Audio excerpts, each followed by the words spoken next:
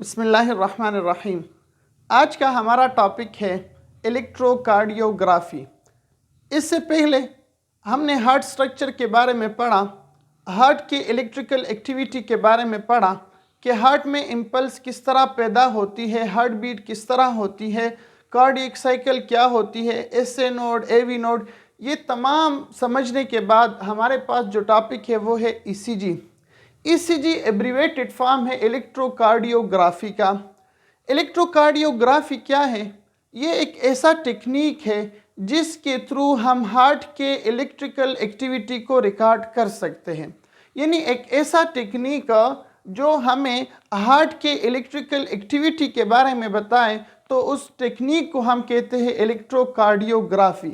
या हम इसको इस तरह भी डिफाइन कर सकते हैं कि हमारे पास जो ईसीजी है तो ये हार्ट के इलेक्ट्रिकल एक्टिविटी का ग्राफिकल रिप्रेजेंटेशन है। यानी हार्ट जिस तरह अपना फंक्शन करता है इसको हम एक ग्राफ में बनाते हैं, इसको हम कहते हैं इलेक्ट्रोकार्डियोग्राफी। अब बेटा, जो इलेक्ट्रोकार्डियोग्राफी ईसीजी है इसके लिए दो चीज़ें ज़रूरी है।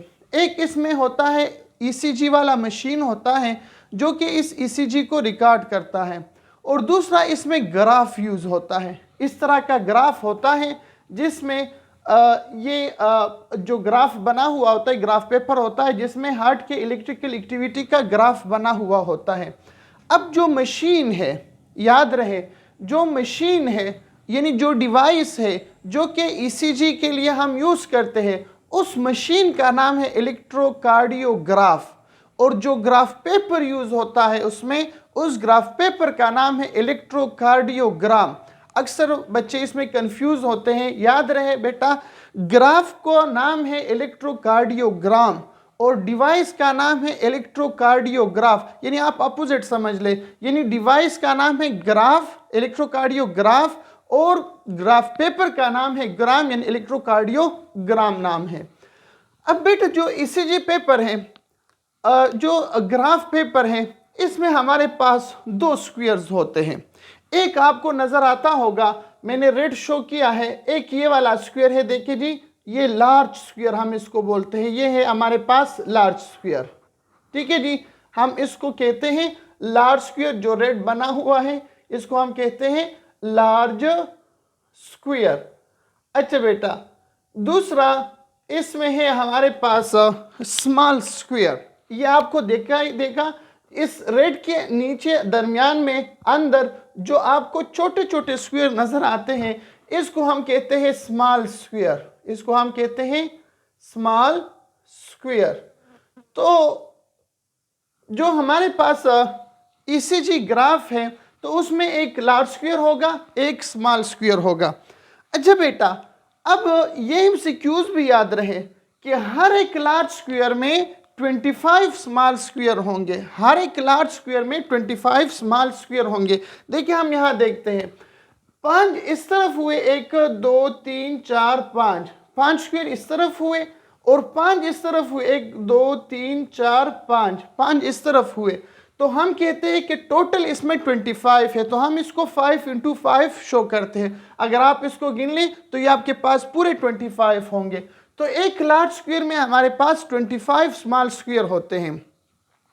अब बेटा, ये जो ग्राफ है तो हर एक स्क्वायर का अपना एक खास लेंथ होगा, मतलब हर जो स्मॉल स्क्वायर है उसका एक खास लेंथ होगा। मसलन बेटा, ये हमारे पास होगा 1 मिलीमीटर स्क्वायर होगा, यानी 1 मिलीमीटर इसकी विड्थ भी होगी, 1 मिलीमीटर इसकी बेटा लेंथ भी होगी।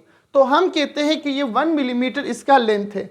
जो लार्ज स्क्वायर है आपको दिखाई देगा यहां से लेकर यहां तक, जो लार्ज स्क्वायर है तो ये 5 मिलीमीटर होगा, ये 5 मिलीमीटर। वजह क्या है? देखिए, अगर एक स्मॉल स्क्वायर 1 मिलीमीटर है तो जाहिर बात है 5 स्मॉल स्क्वायर जमा होके 5 मिलीमीटर होंगे ना, क्योंकि हमारे पास जो लार्ज स्क्वायर है, जिस तरह हमने बात की कि ये 5 मिलीमीटर के बराबर होता है।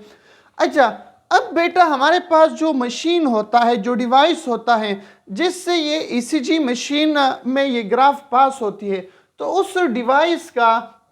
उस डिवाइस से ये ग्राफ पेपर इस तरह गुजरती है और वो डिवाइस इस पर इस तरह का वो ग्राफ बनाता है। अब जो डिवाइस का स्पीड है तो वो स्पीड है हमारे पास 25 मिलीमीटर पर सेकंड। ये स्टैंडर्ड है पूरी दुनिया में, आप जहां पर भी देखेंगे तो इस मशीन का स्पीड यही होगा। अब इस मशीन, इस रफ्तार के साथ ये ग्राफ पेपर उस मशीन से गुजरती है और वो मशीन इस पर हार्ट की जो इलेक्ट्रिकल एक्टिविटी है वो ग्राफ के सूरत में इस पर शो करता है। अब बेटा इसके बारे में कुछ MCQs है। देखिए जी, अगर आपसे पूछा जाए कि हमारे पास 1 सेकंड में कितने लार्ज स्क्वायर उस डिवाइस से गुजरेंगे, देखिए जी 1 सेकंड में कितने लार्ज स्क्वायर उस डिवाइस से गुजरेंगे, तो बेटा देखिए जी जब 25 मिलीमीटर इसका स्पीड है और एक लार्ज स्क्वायर है हमारे पास, एक लार्ज स्क्वायर है 5 मिलीमीटर का, तो बेटा देखिए 5 मिलीमीटर 5 मिलीमीटर 5 5 5, तो 5 5 सर, तो मतलब ये हुआ कि 1 सेकंड में हमारे पास 5 लार्ज स्क्वायर इसमें से गुजरेंगे, 5 लार्ज स्क्वायर। अच्छा, अगर 5 लार्ज स्क्वायर इससे पास होंगे तो स्मॉल स्क्वायर कितने होंगे जी, स्मॉल स्क्वायर 25 होंगे। स्मॉल स्क्वायर क्योंकि एक लार्ज स्क्वायर में 5 होते, एक साइड पर 5 होते हैं, तो 5 5 5, तो 25 स्मॉल स्क्वायर होंगे और 5 लार्ज स्क्वायर होंगे। अगर हम टाइम की बात करें तो देखिए बेटा इसका तो स्टैंडर्ड टाइम है, आपने पढ़ा कि यहां से यहां तक ये जो 5 स्क्वायर बनते हैं ये 1 सेकंड में गुजरेंगे। तो अगर आपसे कोई पूछे कि 1 लार्ज स्क्वायर कितने टाइम में गुजरेगा, तो बेटे यहां से लेकर यहां तक ये ग्राफ पेपर हमारे पास 0.2 सेकंड लेगा। देखिए जी 0.2 0.2 0.2 0.2 0.2, तो ये टोटल हमारे पास बन जाता है 1 सेकंड बनता है। इसी तरह अगर कोई पूछे कि ये एक स्मॉल स्क्वायर कितने टाइम में गुजरेगा, तो बेटा इसकी वैल्यू आती है हमारे पास 0.04 सेकेंड हमारे पास आता है। आप इसको कैलकुलेटर से खुद भी काउंट कर सकते हैं। आप कैलकुलेटर निकाले बेटा, अब 1 सेकेंड में हमारे पास 5 स्क्वायर गुजरती है, हाँ 5 लार्ज स्क्वायर गुजरती है, तो 1 स्क्वायर कितने में होगा, आप इसको डिवाइड करें बेटा 5 पर, 1 को 5 पर डिवाइड करें तो आपके पास 0.2 सेकेंड आ जाएंगे। या इसी तरह बेटा आप इस स्मॉल स्क्वायर 1 सेकंड में 25 गुजरते हैं, तो आप 25 को बेटा 1 सेकंड पर डिवाइड करें तो आपके पास जो वैल्यू आएगी वो है 0.04 सेकंड। ये तो बेटा इसके बारे में थी कुछ MCQs। अब आते हैं कि हमें ये ग्राफ क्या शो करता है, इस ग्राफ को हम रीड कैसे करेंगे और इस ग्राफ में हमारे पास कौन कौन से सेगमेंट या कंपोनेंट्स है उसको। इस ग्राफ पेपर में 3 किस्म के, हमारे पास 5 किस्म के वेव्स बनते हैं जो कि 3 कंपोनेंट्स बनाते हैं। एक वेव है बेटा PQRST, ये 5 किस्म के वेव्स हमारे पास बनते हैं, P wave, Q wave, R wave, S wave and T wave. अब ये 3 किस्म के कंपोनेंट्स बनाता है। पहला है P वेव, ये वाला जो है बेटा ये P वेव कहलाती है। इस P वेव का क्या शो करता है, ये P वेव बेटा आपने पढ़ा था पिछले हार्ट डायग्राम, हार्ट स्ट्रक्चर जब हम पढ़ रहे थे तो हमने वहाँ पर पढ़ा था कि हमारे पास यहाँ पर जो सुपीरियर वेना कावा होती है उसके नीचे एक नोड लगा होता है जिसको हम SA नोड कहते हैं। ये SA नोड यहाँ पर प्रेजेंट होता है। इस SA नोड में जब यहाँ से इलेक्ट्रिकल सिग्नल अराइज हो जाती है और इसी तरह ये आर्ट्रियम के वॉल में फैल जाती है, ये सिग्नल्स फैल जाती है, तो इस दौरान ये P वेव पैदा होती है। तो हम कहते हैं कि ये वेव हमारे पास शो करता है, ये वेव हमारे पास शो करता है कि SA नोड से इलेक्ट्रिकल सिग्नल अराइज हुई।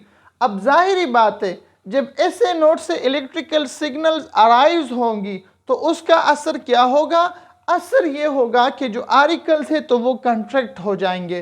तो बेटा हम कहते हैं कि P वेव शो करती है कि SA नोड यहाँ से सिग्नल अराइज हुई और क्या हो गया, जो दोनों आर्टिकल्स हैं वो कंट्रैक्ट हो गए। दूसरा जो कंपोनेंट है वो है बेटा QRS, ये कंपोनेंट है। अब ये QRS कंपोनेंट, ये बेटा आपने पढ़ा था कि यहाँ पर होती है हमारे पास AV नोड होता है। आप इसके लिए इस नोड को समझने के लिए आप हमारा पिछला लेक्चर्स देख सकते हैं। तो यहाँ पर होता है बेटा AV नोड्स। अब ये AV नोड जिस तरह यहाँ पर SA नोड था, यहाँ पर होता है AV नोड। तो QRS कम्प्लेक्स ये शो करता है कि AV नोड से सिग्नल्स अराइज हुए, AV नोड से सिग्नल अराइज हुए। अब जाहिर बात है जब सिग्नल्स यहां से अराइज होंगे तो असर क्या होगा, जो दोनों वेंट्रिकल्स होंगे वो कंट्रैक्ट हो जाएंगे। तो QRS कम्प्लेक्स शो करता है कंट्रैक्शन ऑफ वेंट्रिकल और शो करता है कि AV नोड से सिग्नल अराइज हुए। जो तीसरा कंपोनेंट है वो है T वेव।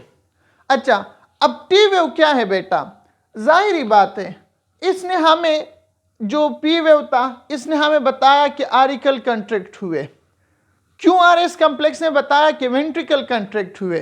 तो अब बाकी बात रह गई रिलैक्सेशन की। तो T वेव शो करता है कि हमारे पास जो वेंट्रिकल है वो रिलैक्स हो गए, वो क्या हो गए, वो हमारे पास डायलेट हो गए, रिलैक्स हो गए। तो बेटा T वेव हमारे पास रिलैक्सेशन ऑफ वेंट्रिकल को शो करता है। अब ये तो बेटा इसके कंपोनेंट्स हो गए।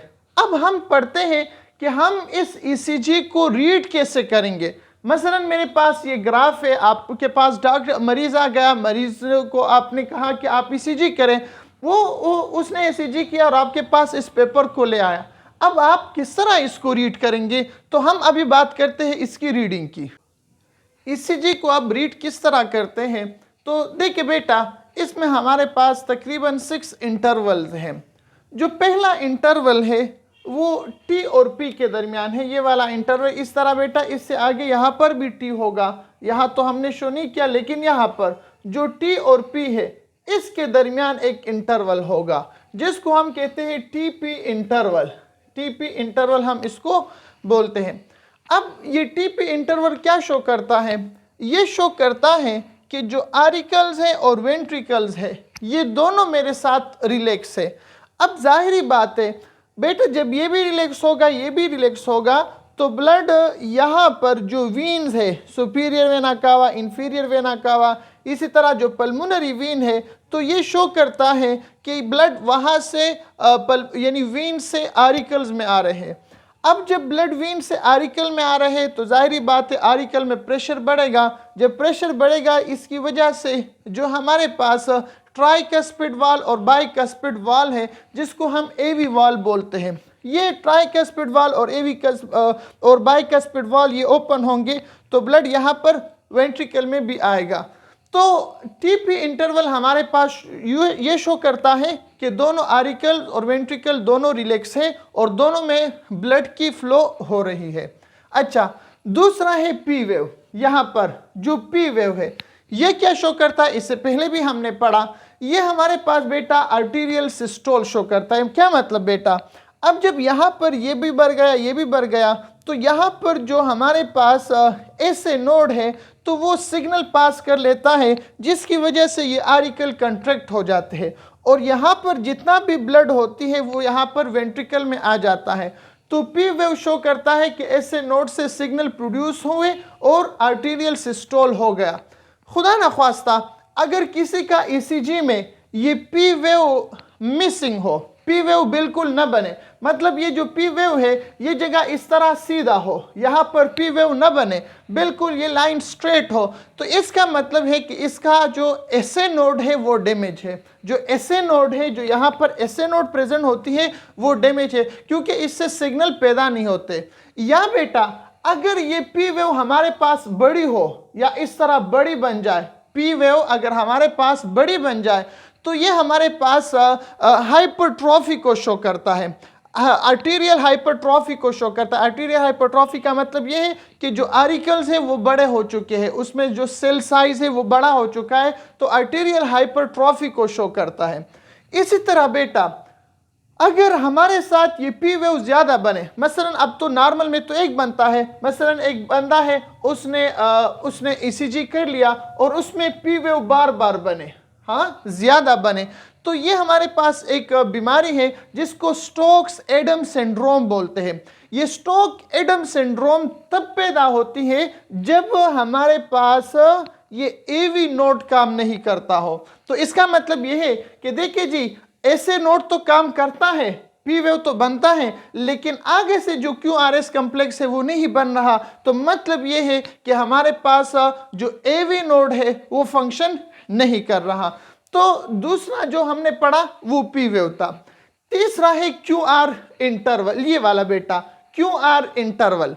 अब जो क्यू आर इंटरवल है, देखिए अभी आपने बात की कि हमारे पास जो वेंट्रिकल है वो रिलैक्स होते हैं, क्योंकि जब आरिकल कंट्रैक्ट हो गए तो यहाँ जितना भी ब्लड था वो वेंट्रिकल में आ गया। अब ब्लड आता है आता है आता है, जब यहाँ पर पीक पर पहुंच जाता है ये ग्राफ, तो इसका मतलब ये है कि जो वेंट्रिकुलर डायस्टोल था, जो वेंट्रिकुलर डायस्टोल आप पढ़ चुके हैं, हम कहते हैं जब हार्ट रिलैक्स हो रहा हो, जब हार्ट रिलैक्स हो रहा हो तो उसको हम कहते हैं डायस्टोल, डायलेट हो रहा हो, रिलैक्स हो रहा हो तो इसको हम कहते हैं डायस्टोल। तो बेटा ये देखिए जी, यहाँ पर सिग्नल अराइज हुए, सिग्नल की वजह से आरिकल का सारा ब्लड वेंट्रिकल में आता है आता है आता है, यहाँ तक पहुंचकर इसका मतलब ये हुआ कि बस अब और वेंट्रिकुलर डायस्टोल नहीं हो सकता। तो यहाँ पर ये लाइन शो करता है कि हमारे पास जो वेंट्रिकुलर डायस्टोल था ये पीक शो करता है कि बस वो ख़त्म हो गया, अब और वेंट्रिकुलर डायस्टोल नहीं है। अच्छा, अब जब वेंट्रिकुलर डायस्टोल ख़त्म हुआ तो इससे ये भी शो हो रहा है कि जो हमने पढ़ा था बेटा पिछले हार्ट स्ट्रक्चर में हमने पढ़ा था कि इस एसए नोड और एवी नोड के दरमियान हमारे पास इंटरनोडल फाइबर्स होते हैं। ये इंटरनोडल फाइबर फंक्शन ये करता है कि जो एसए नोड है वहाँ से सिग्नल्स को लाता है एवी नोड के पास। तो ये सेगमेंट ये भी शो करता है कि एसए नोड से एवी नोड तक सिग्नल पहुंच गए, और जिसकी वजह से बेटा यहाँ पर जो बंडल ऑफ हिस और परकिंजी फाइबर है वो इस एसए नोड से इस एवी नोड से जो परकिंजी फाइबर है और बंडल ऑफ हिस है वो इस सारे वेंट्रिकल में इस सिग्नल को स्प्रेड कर लेता है, जिसकी वजह से बेटा ये आर एस सेगमेंट बन जाता है, आर एस इंटरवल आ जाता है, आर एस इंटरवल। अब ये आर एस इंटरवल जाहिर बात है जब ये सिस्टोल शो करता है तो ये हमारे पास जब क्यू आर डायस्टोल शो करता है तो ये आर एस हमारे पास सिस्टोल शो करता है। सिस्टोल का मतलब ये है कि देखिए जी, अब परकिंजी फाइबर और बंडल ऑफ हिस में जो सिग्नल इससे स्प्रेड हुई है तो अब ये वेंट्रिकल कंट्रैक्ट होंगे। जब वेंट्रिकल कंट्रैक्ट होंगे तो बेटा यहाँ पर जितना भी ब्लड होगा तो वो मसलन राइट वेंट्रिकल की बात करें तो वहाँ पर जितना भी ब्लड होगा वो ब्लड हमारे पास जाएगा पल्मोनरी आर्टरी की तरफ, और अगर लेफ्ट की बात करें तो वो ब्लड जाएगा आर्टा की तरफ, और ये जो ट्राइकस्पिड वाल और बाइकस्पिड वाल है ये क्लोज हो जाएंगे। तो ये आर एस इंटरवल ये शो करता है कि ट्राइकस्पिड वाल बाइकस्पिड वाल बंद हो गए, वेंट्रिकल की कंट्रैक्शन हो गई, और जितना भी ब्लड यहाँ पर मौजूद था तो वो या तो पल्मोनरी आर्टरी में चली गई या बेटा आर्टा में ये ब्लड चली गई। अब पांचवा जो है बेटा उसको हम कहते हैं एस टी सेगमेंट, ये वाला एस और टी के दरमियान जो सेगमेंट है ये क्या शो करता है? ये शो करता है बेटा, हमने पढ़ा था कि जो हमारे पास वीन आर्टरीज होते हैं इसमें वाल्व होते हैं जिसको हम कहते हैं सिमीलूनर वाल्व बोलते हैं। मसलन बेटा ये मेरे पास है पल्मोनरी आर्टरी, इसमें एक वाल्व लगा होता है जिसको हम कहते हैं सिमीलूनर वाल्व। अब ये एस टी सेगमेंट शो करता है कि सिमीलूनर वाल्व ओपन हो गए। क्यों बेटा? अब देखिए जी, यहाँ पर जो ब्लड था ये तो कंट्रैक्ट हुआ ना, जब ये कंट्रैक्ट होगा ट्राइकस्पिड वाल बाइकस्पिड वाल तो क्लोज है, तो अब ये सारे का सारा ब्लड कहाँ जाएगा? आर्टरीज और आर्टा में जाएगा, पल्मोनरी आर्टरी और आर्टा में जाएगा। तो पल्मोनरी आर्टरी और आर्टा में तब जाएगा जब ये सिमीलूनर वाल्व ओपन होंगे, सिमीलूनर वाल्व ओपन होंगे जो कि इन ब्लड वेसल में मौजूद होती है। तो एस टी सेगमेंट शो करता है कि ये हमारे पास क्या है जी, हमारे पास शो करता है कि ये जो सिमीलूनर वाल्व है वो ओपन हो गए। आखिर में जो टी वेव है, ये वाला जो टी वेव है, टी वेव बेटा शो करता है कि जो वेंट्रिकल है उसकी डायस्टोल हो गई, अब वो रिलैक्स हो रहे हैं, और जाहिर बात है जब वो रिलैक्स हो रहे हैं तो जो हमारे पास सिमीलूनर वाल्व है जो कि आर्टरीज में मौजूद होता है, अब जाहिरी बात है बेटा वो क्लोज होंगे, क्योंकि अगर वो क्लोज नहीं होंगे तो जितने ब्लड ऊपर गई वो तो वापस यहाँ पर आ जाएगी। तो बेटा टी वेव शो करता है कि जितने भी हमारे पास सिमीलूनर वाल्व है वो क्लोज हो गए, और वेंट्रिकल की हमारे पास क्या हो गई? डायस्टोल हो गई। अब वेंट्रिकल हमारे पास रिलैक्स होता है। अब बेटा थोड़ा यहाँ पर हम समझ लें, हमारे पास ये जो ईसीजी मशीन है या ईसीजी जो डिवाइस है वो किस तरह फंक्शन करता है, थोड़ा हम इसको इस डायग्राम से या इस पिक्चर से समझते हैं। देखिए बेटा, ये आपको एक डायग्राम, एक पिक्चर स्क्रीन पर नज़र आ रहा है। आप इस पिक्चर को गौर से देखे बेटा, मैं आपको बताता हूँ। देखिए बेटा, ये हमारे पास है ईसीजी मशीन, ये ईसीजी मशीन है बेटा। अब इस ईसीजी मशीन के सामने ये पेशेंट लेटा हुआ है बेटा। हो सकता है ये स्क्रीन है साफ दिखाई न दे रहा हो, लेकिन फिर भी हम कोशिश करते हैं कि हम इसको सही तरीके से देख लें। अब हो सकता है थोड़ा पिक्चर साफ हुई है।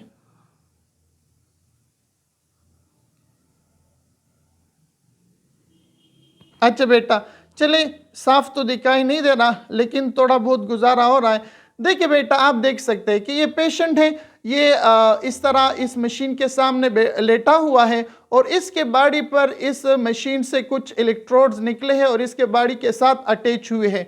ये इलेक्ट्रोड हार्ट की एक्टिविटी को रिकॉर्ड करता है और इस मशीन की तरफ भेजता है।